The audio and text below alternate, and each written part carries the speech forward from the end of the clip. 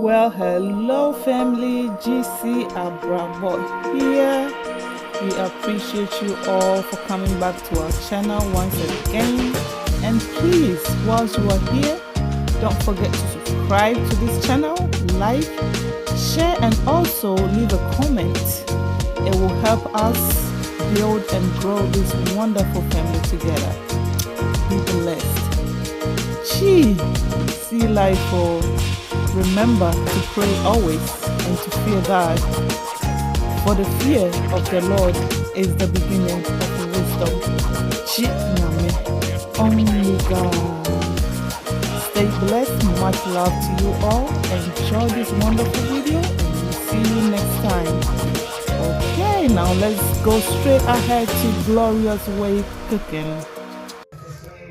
Okay guys, we're gonna be making banku with okra stew. So this is my cornmeal. When you're making banku, you need cornmeal. This is my cornmeal that I fermented cornmeal. Fermented for a couple of days, maybe a week. I'll show you guys how to do that in my next video.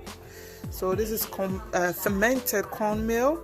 You need this, and then you need cassava dough. This is cassava dough. Usually I buy fresh cassava from the market, from the grocery stores, and then blend it myself, but I don't have that available now, so I bought the dough one. I ground cassava, it's already blended, so that's what I'm going to use and add it to the fermented corn dough. That's how you make Banku. So I'm gonna mix the water. Make sure you make it watery. You don't want your Banku to be so thick. You want it a little soft and tasty. So I'm gonna mix it like. Okay guys, so it's well mixed and watery, not too watery, but watery enough. Now I'm gonna add my cassava dough to it and mix it together. How you know how to exactly mix banku? If you are mixing it yourself, you can also buy banku mix and just mix it. You don't have to measure it like I'm doing.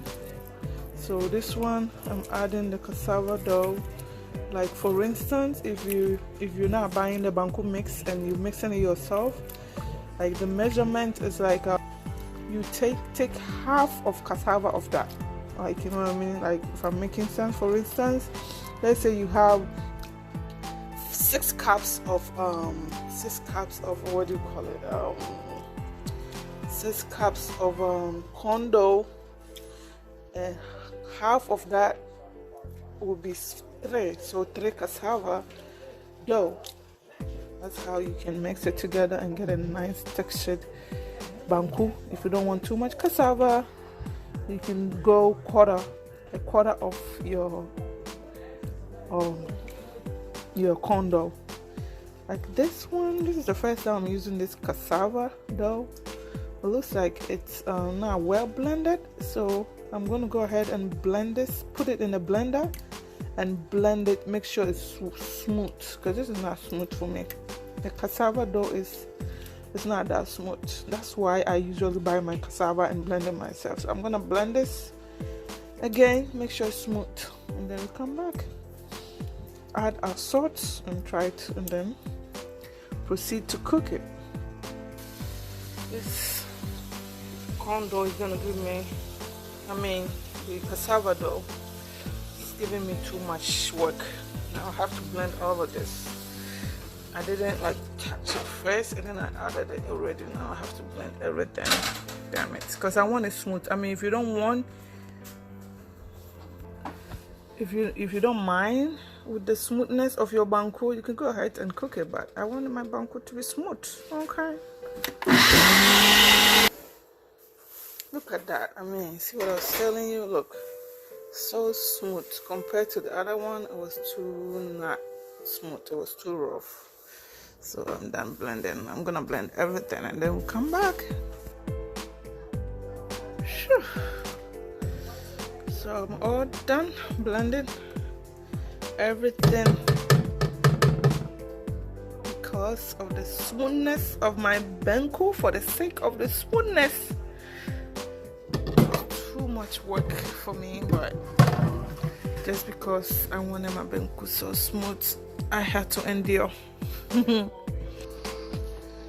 guys, so our Banku is ready to be cooked. See how watery it is. When you're making Banku is very soft. Okay, so when you're making Banku, you have to make sure your mix is very watery.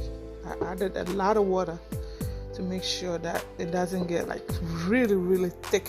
Okay, because if you don't add enough water after it gets thick, when you're cooking it, it's gonna be hard for you to stir it, and also you have to add more water on the fire whilst you're cooking it, and it's gonna be a lot of mess. So it's better you make it watery like this before you start cooking it. So if you have to add more water after it's cooked, it's not going to be a lot of water. So now we're going to add our salt for taste, and salt for taste, it's up to you. You add it, you taste and see. You don't have to add salt, but it's up to you. You don't have to add salt because you're going to be eating with okra anyway.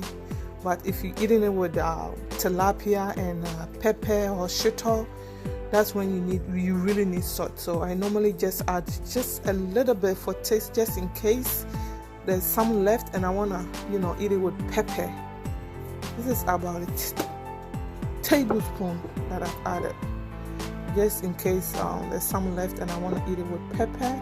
I will have some taste in the Banku, you know what I mean? But if you're eating with okra, if you're eating it with okra, there's no need for salt, but you can add if you prefer that. So it's ready to go on the fire, and just stir until it becomes thicker, and then you what do you call it, like mash it and smash it on the pot like that. Make sure it's not lumpy, to get rid of all the lumpiness, and let's go from here. Okay guys, so as you can see, the Banku is on fire cooking. You just have to keep stirring. Don't bother trying to start mashing it or smashing it on the pot. If you start to see the lumps, don't bother. It's okay, it's not going to be lumpy. Just keep stirring until it is all fully formed together, and then you can start smashing it or mashing it on the pot. Is smashing the right word or mashing? I don't know what the hell. Okay, Ghana for no. So be tree. And now they are tally we no chance no part no. Not right now, until everything is well mixed and formed together. Then you can start doing that. So don't worry if you see lumps now. Just keep stirring like that. Slowly stir until they're all thick and mixed together. And then you can go ahead and do that. Okay, see you. See our Banku, we're getting there. See, it's getting thick. Keeps, it's getting thicker. So just have to be careful and try to scoop it in like that. You pick it up and you scoop it up like that, so that all the corners will get thick as well before you start to mash it or pound it or smash it or however you want to call it on the pot like I showed you. So I'm gonna keep doing this until it's fully formed. And okay guys, so look at how it's all picked and mixed together. So now we're smashing it on the pot to break all the lumps, so that there wouldn't be any lumps. start piece by piece and you keep adding and mixing it. It's a lot of work, so you need big arms from your husband or your boyfriend. Okay, so you see how it's going? See, it's nice and soft and kind of nice and soft and okay guys, so since it's all soft and no lumps, lump free, I'm gonna and it's all well mixed up, I'm gonna add in some water. You can use hot water or boiled water. I don't boil water, so I'm gonna use hot water and mix it together. I mean, not mixing it, but make sure it's at every corner and cover it up for it to cook, the steam to get in and cook and boiled, you know. So we'll come back later. Okay, so guys, you see the water's in there, and make sure you know there's holes inside so that it can be cooked evenly. Try to stick the stick or the spatula inside so that there'll be holes connecting inside for everything to cook evenly.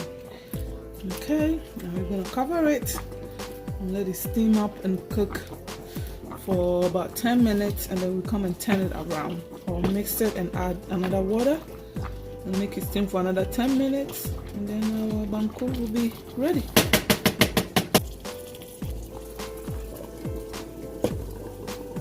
You can see the water on it, it's almost gone, just a little bit, so we're trying to turn it around or mix it so we can add additional more water and let it cook once again so that every part of this banku can be cooked. Okay, getting messy in here.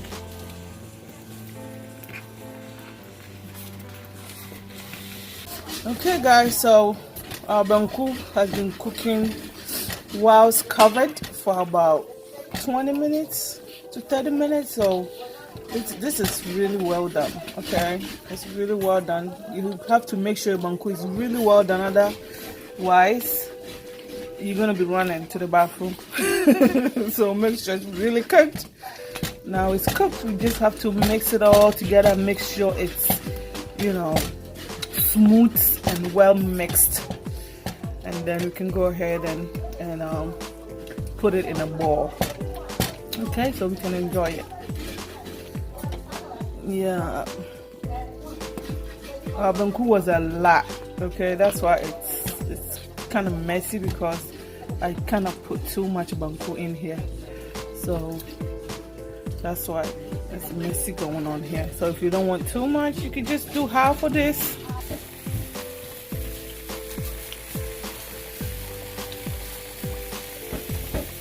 Guys, so we're gonna try to make it into balls. So like this, you whip it around, you add water so it doesn't get stick under it, so you whip it around. Okay, that, and then you turn it into a bowl. Ta-da! This is banku. And some people also wrap it on a plastic. So if you don't like the plastic, you can do it like this.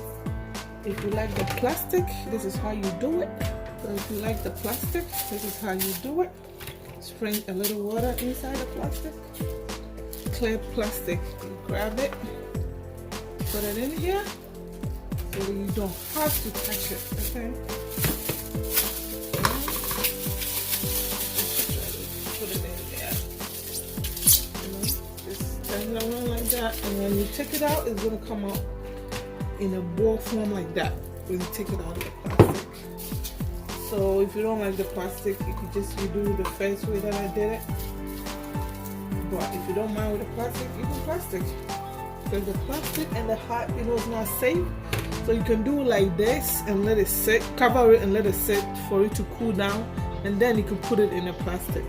Okay, if you want to get it in a healthier way. So let's go ahead and do the rest.